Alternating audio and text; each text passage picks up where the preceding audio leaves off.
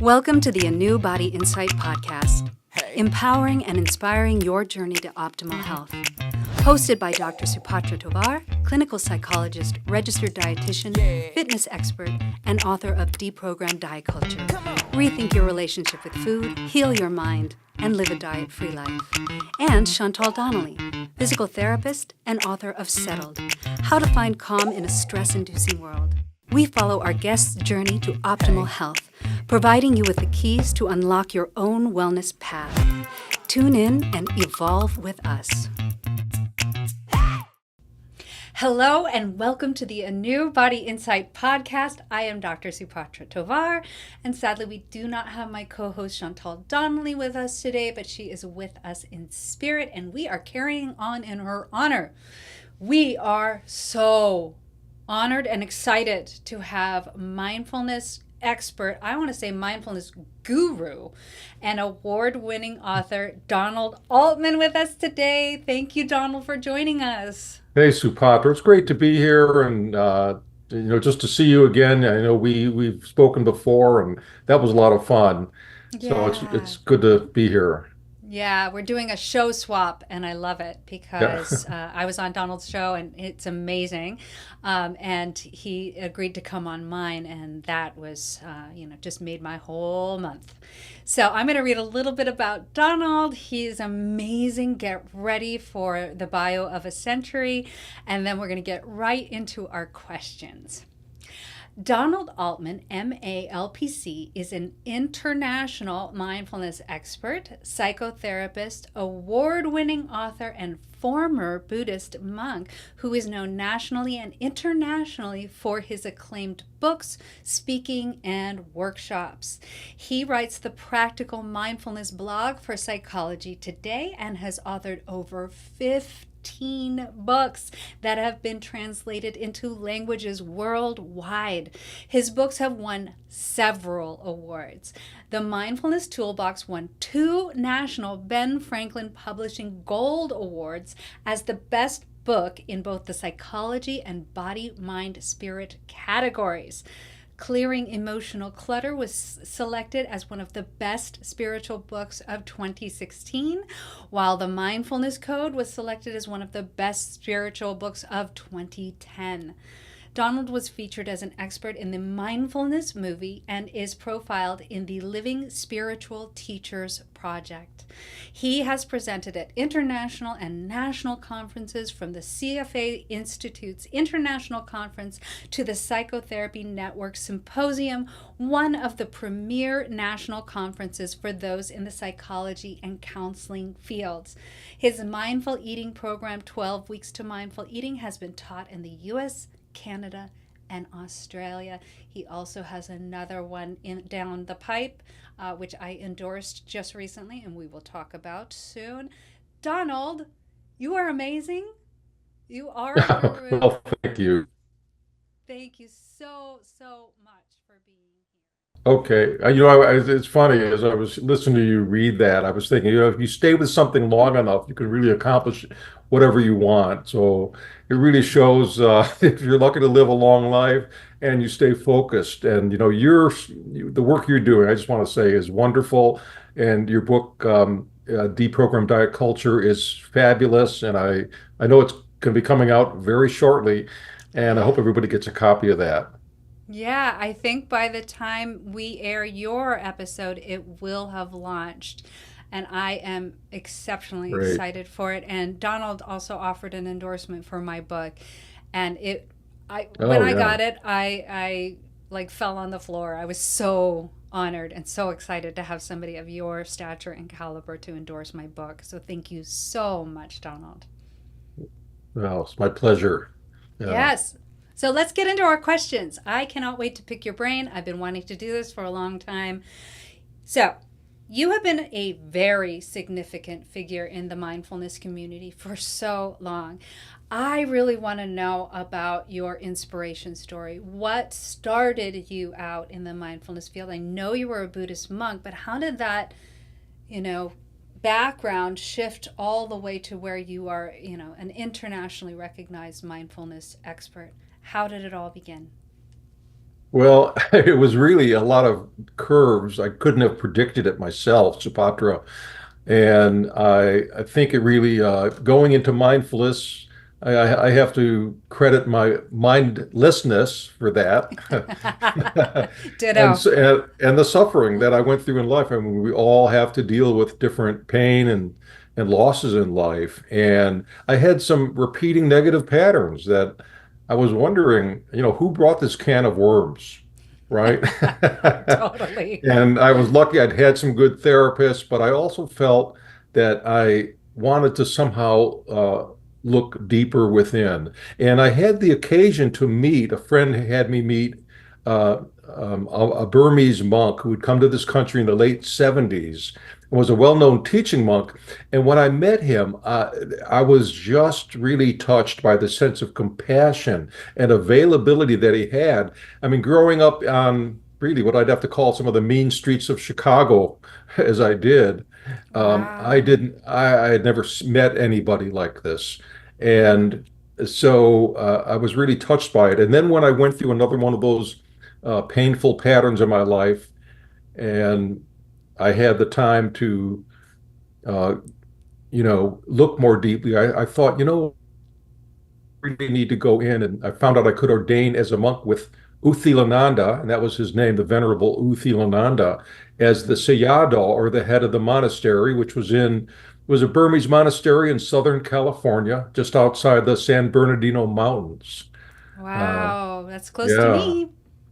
Well, it was all Burmese monks in that monastery, with the exception of myself. And I learned so much from that experience, just of surrender, of letting Mm-hmm. go, and also facing a lot of my worries. When I was very much an emotional eater before I went into the monastery, and I really worried that I wouldn't uh, be able to go through the experience there because they were very regimented with food. And I Mm-hmm. don't mean regimented in a strict way, really, but it served a purpose when 2,600 years ago, when the Buddhists had as monks, they would have a very early morning breakfast, like 6:30 to 7 in the morning. Wow. And then they would go out into the community. Now, with us, the community actually brought us our meals because there was a Burmese Mm-hmm. community around where the monastery was. And then we would have a lunch from 11 to noon, but you wouldn't eat after that. And Wow. the day I went in to take my vows, the day before I went in, I should say, I had my quote last meal. Was it your last binge too? My last binging meal, yeah. And I was amazed that I think it was because of the concentration and the focus that you had, that food never became an issue for me Wow. while I was in the monastery. And of course, if they were also not rigid. If you felt you were weak or you needed some juice or some tea in the afternoon, you could have something to drink like that. Good. So then that's what I loved. It wasn't um, rigid, even though uh, Thilananda was a very traditional monk. Mm-hmm. But he still had that compassion, and if you needed to sit a different way, if your back or your knees were hurting, you could shift your position. And he said, always just do so mindfully. So there was a lot of compassion, yeah, a lot of compassion that was baked in to the whole experience. And so I discovered that I could tolerate that, but also, it's funny because when I first you go through, it's amazing, this several hour long ceremony that, and as a monk in the Theravada, the old school of Buddhism, you take about 250 vows. You're not going to sit on a high chair. You're not going to, do all these things. Mm-hmm. And but and also you're not going to misuse food. You take different precepts and things like that too, that you take our vows Yeah. that and what I learned from that was when I got back in to the room, then they brought myself and two other novice monks into the room where we were going to be staying, and there were three mattresses on the floor. And I think you'll get a kick out of this, is that I got my first lesson in mindfulness. So I sat on one of those futons, and they didn't tell us where to sit. I just sat on one. And I'm suddenly feeling that kind of, I guess I call it monk's buyer's remorse. You know, it's Like, what oh did I my get God, into? what have I done here? This sure seemed like a good idea when I was going through my difficult pain and whatnot and wanted to learn more. Mm. Anyway, so I was sitting there, and I turned to my left and I noticed there was a shelving unit, and on that shelving unit was one of those giant Cadbury's chocolate bars. Now, when I saw that chocolate bar, having been an emotional eater and using food to comfort me, I Yes. really, in that moment, I thought somebody set me up. That was actually my first thought. Somebody, put me in on this futon. They set me up with that food. I mean, it was ridiculous, really, right? But that was the first thought I had. And then Oh. I watched the war in my head, in my mind, because I had taken a vow not to eat after 12 noon. So here I couldn't distract myself or go out like I normally might have, or gotten some Hmm. food from the fridge. I had to sit with my vow and watch my thoughts, right? And the Yes. one side said, "Oh, you took this vow." The other side said, "Oh, the other monks aren't looking. You could have the chocolate bar. It'll make you feel better." And so, you watch that. How many times have we all had that struggle, that internal war? They say the angel and the devil on your shoulder, right? But it's very Mm. much feels like that when you're engaged in that. And then suddenly, I must have sat there for like an hour in this internal struggle, when suddenly there was a shift, and all of a sudden, it's as if I had opened up and become spacious enough to hold all of that, to hold on the one side, I took this vow, and also I want this chocolate bar, and to be okay with all of it, not Yes. to Almost not to like you're kind fight of it. observing yourself, seeing those two choices, but you're not necessarily in it. You're just observing it. Yeah, that was the huge shift, and Love it was it. very liberating in that moment. And it was Mm. my first real experience with just being mindfully aware of watching yourself. That's why I think mindfulness Yeah. is so powerful. It gives everybody, it's really about self-agency. We talk about that in the mental health field. Yes. Yes. Do you feel that you have the agency to, the energy to move forward in your life, and the Mm-hmm. self-empowerment to do so? And that's what mindfulness, what I learned, really is. It gives you that kind of empowerment, and it's something you're Mm. doing for yourself, right? Yes. And it is good to have a guide for it. I mean, Mm. not everybody does, but books can be guides, or real Yes. teachers can be guides, as Uthilananda and some of the other monks were for me. Even when I left the Mm. monastery, one of the monks became a good friend of mine, and Oh. he now has his own monastery. But he is an amazing scholar. But he's continued to work with me after I left the monastery, to do Mm. different things like the loving kindness practice and work on that, and different mantras and so forth. Yes. Oh, I love it. And if you could give our listeners just a little piece of what life was like before that. You were saying that you grew up on the mean streets of Chicago. Yeah. What was your life actually like? Because now you're completely transformed. And I do think that I can say that personally for myself. Mindfulness has transformed me over the years that I have been practicing that, and I really feel like I was a different person in the Hmm. past. How would you have described yourself besides an emotional eater in the past? Well, I would describe myself as also maybe, not being very compassionate, Mm. being more on the surface of things. Yeah. And an example of that was I had lived in a beautiful beach community called Redondo Beach in uh, Mm-hmm. Southern California for a while.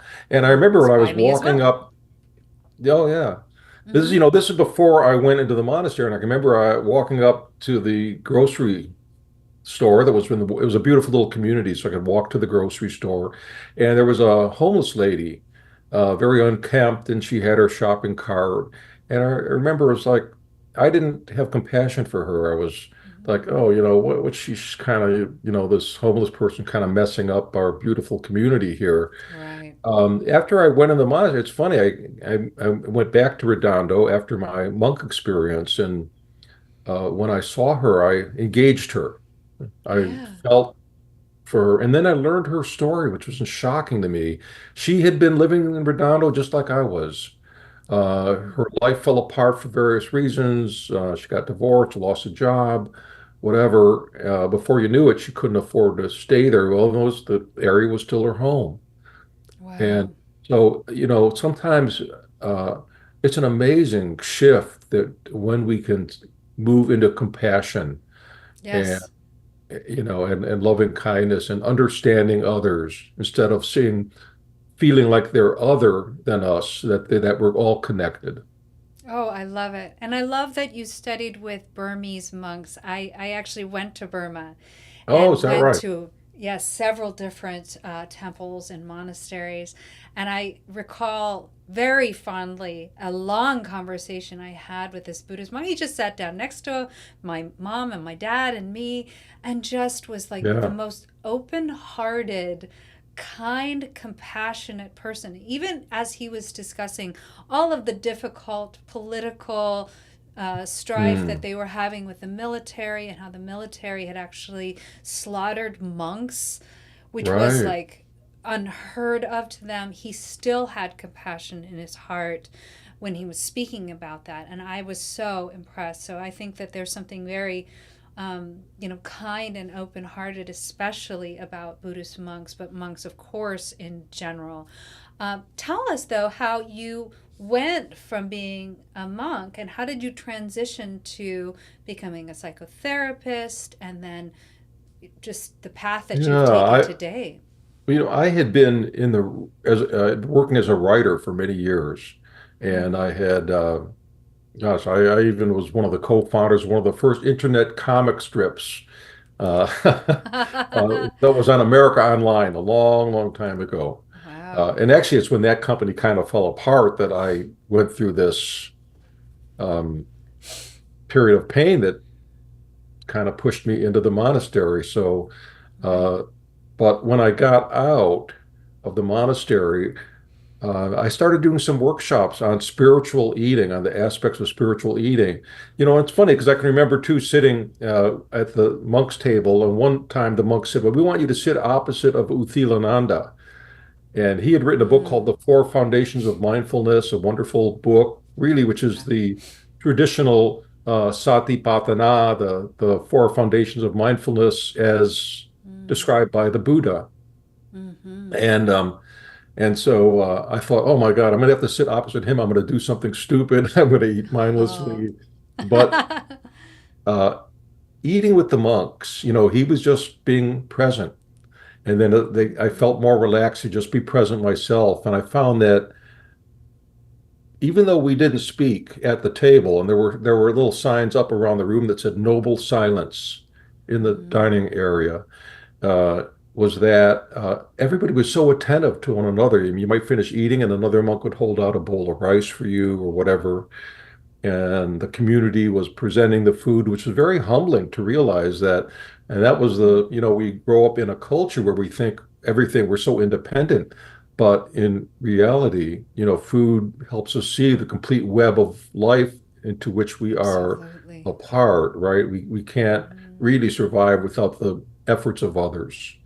Right. Yes. And so it was very humbling for me, and it broke down some of those Western ideas that we have that we have to do it alone. Right. Exactly. Yes. Yeah. And It's all and about s- community with Eastern culture. yeah, and that was a beautiful sense of community of the monks and of the people who shared their time and their food with Yeah. us. And one time somebody I noticed that Uthilananda did not eat sugary foods. Mm-hmm. Because people would bring that. I never saw him eat it. But one time, a young uh, uh, a daughter of somebody who had offered food in a family, she came up. This young girl might have been 8 or 9 years old and offered a little pastry to Uthi, and I remember thinking, oh, he's not going to take that, but he took it. He took it and he ate it, which I asked him about later. and he said that he felt it was she gave it to him as a gift, and it would have been ungrateful of him not to accept Yes. that. So Yes. yeah, so it was a very beautiful time. And so I got out of the monastery. I started doing workshops on spiritual eating.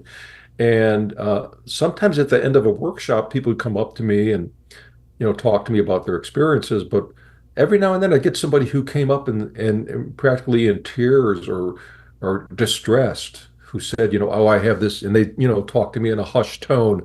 Oh, I have this eating disorder. I don't know how to get over this. And it's, and I could feel the torment, and it was such a tragedy. And Yes. I realized I didn't know how to work with them at that level, right? Yeah. So I decided to go back to school, into graduate school, to become a licensed professional counselor. Yes. And so that was, so that I could, and then I worked in an eating disorder clinic for several years. It was Hmm. an intensive outpatient clinic here in the Portland area. So I got to work directly with the patients, and I was able to bring in mindfulness and things like that, and that they really liked. We would do a minute, I would teach them how to just be calm for a minute, do 1 minute breathing at a time. And then when we would have meals with them, because we had to make sure they weren't practicing their symptoms, and that's what therapists would have meals. So when I would have the meals, they would say, Donald, could we do a minute of that breathing meditation? And they Absolutely. would all talk among themselves, and they said to me, they said, it helps us calm us down and helps relieve our fears before the meal. Yes. Yeah, so it Yes. was, I can agree. I do this a lot with my clients, and they develop such a high anxiety when it comes to food. There's so much oh yeah, attached to food, but when you help them just be present in the moment, they can just enjoy the sensory aspects of the food without going into their doing mind. mm, They can be in their yeah, being mind, and that helps to regulate their nervous system, which of course helps them digest better and helps to yeah. realign their conditioning around food. I love that you probably were one of the first people to introduce this into eating I, disorder I treatment. think Would you so. say? Yeah, I think so. I was invited to be on the Center for Mindful Eating board of directors, which I Mm-hmm. did for many years, and then I became the vice president. But Gene Christeller, who has done a Yeah. lot of work in developed a MB Eat. It's called Yep. Mindfulness-Based Eating Awareness Mm-hmm. Training Program, Yes. and she was the president of that organization, and but so she's probably one of the early pioneers as well to bring mindfulness Mm-hmm. in. But I started to do that with clients, and and I was really kind of surprised that I think I came in at the right time when the therapy field was opening up a little more, and mindfulness started to become something that people started to understand and appreciate it Yeah. in the healing benefits of it, not just Thanks for to John eating, of course. Kabat-Zinn, Oh really. I yeah, John think. Kabat-Zinn. Yeah, Yeah. right. And actually, Gene had worked with him Yeah. He prior to was, I that think he too. was like the pioneer, really, to bring it from He Eastern practice to Western practice. absolutely he was, and yeah, his work has really expanded from what he originally started it with in the I think Hmm. it was in the Chronic pain? 70s for muscular pain, and then it expanded into a lot of different things. And Yes. yeah, Yeah. So you brought that into the therapeutic space, and I am so grateful. Jean Christeller as well. I did my dissertation on mindfulness practices to help people with bariatric surgery eating oh, disorders. okay, And yeah, so I'd really had found out a lot about the MB Eat program from all of that research. And what they did prove is that the more you practice mindfulness, the quantity of mindfulness is the predictor in the reduction of binge eating symptoms and a greater overall satisfaction with your yes, eating and with yourself. And I've brought that into my own practice. I do that with my clients. That's a huge part of my book, which you yeah, endorsed as well. And it's so valuable to the clients yeah. because it helps them to relax when it comes You had around. also a lot of great science in your book and a lot of talking about the different hormones and give Yeah. people a look into the whole physiology aspect of it, which I love too, in addition to the Thank you. mindfulness. But the mindfulness piece, yeah, I feel it changes your relationship to eating and food. It changes your relationship to the depression or anxiety. It's not that it magically makes it disappear, but you are viewing it so differently, and Hmm. you're able to tolerate even those uncomfortable thoughts or feelings you might have had around a particular problem. So it, Yes. Yes, I agree. And I think the more you practice it and the more you actually understand what the present moment actually feels like, because we're right now we're in the present moment and it to me is so exciting and engaging, and it makes me yeah, so happy to just be sitting here with you and be focused on you and in the moment. yeah, But if you were to just take a second and just assess your surroundings around you using all of your senses, most people tend to start to just feel this wave of peace and calm washing over them. And that is the present moment. And when you can feel that, that's what you can direct your life toward. And I think that's what really helps with depression and anxiety is abs being present. yeah, absolutely. I think we're so we become so fast with everything. On to the next Mm-hmm. thing, on to the next thing. We don't want to pause and take that time to let things in or to Mm-hmm. reflect in the moment. And I think of it as the in-between Yes. moments, right? If you can, there are so many little in-between moments when you might be feeling impatience or annoyance or whatever, but if you could just be present with that and look around and really see what's there in front of you, Yes. it could, it's life-changing actually. Yes. In the time that we have left with this section, can you tell people what kinds of practical application or techniques can the listeners easily integrate into their daily lives? What is something that you suggest that they can do that helps them to start to become more present or be in the present moment? Notice your in-breath.